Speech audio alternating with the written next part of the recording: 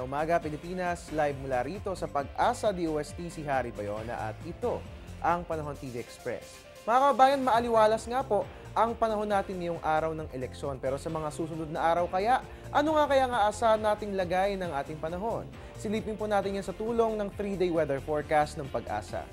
Diyan nga po sa Baguio, fair weather po ang ating mararanasan bukas at sa Wednesday. Kaya nga lamang, paghandaan po natin ang araw ng Huwebes dahil makararanas po tayo ng isolated rain showers or thunderstorms. Dito naman sa atin sa Metro Manila, fair weather po ating mararanasan bukas at sa Wednesday.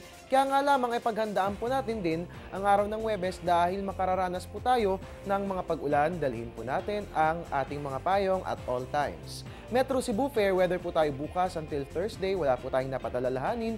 Metro Davao naman po, fair weather din bukas. Magpapatuloy ang magandang panahon hanggang sa araw ng Huwebes. At bilang panghuli, sa Zamboanga nga po, magandang panahon ang ating mararanasan bukas. Magpapatuloy po yan hanggang sa araw ng Huwebes. At yan nga pong 3-day weather forecast na inihatid sa atin ng Pag-asa. Magbabalik ang Panahon TV Express makalipas ang isang paalala.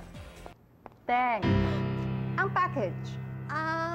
Ma'am, sabi ng Air 21 on the road na. Ano, Teng? Ang package. Ma'am, sabi ng Air 21 na receive na. Okay, very good. Basta padala, sagot ka ng Air 21. May real-time delivery updates via text para worry-free ka. Teng, ang package, napadala mo na? Yes, ma'am, sa Air 21. Sa Air 21, sagot ko, padala mo. At mga kababayan, silipin po natin ang ating orasan, 10:06 ayon sa Philippine Standard Time. At yan po muna ang latest mula rito sa Pag-asa DOST. Ang tabayanan po susunod kong ulat, mamayang alas 11 ng umaga, dito lamang po yan sa Panahon TV Express. At your service ang new weatherman, Harry Bayona, Diyos maray na aga sa Inugabos.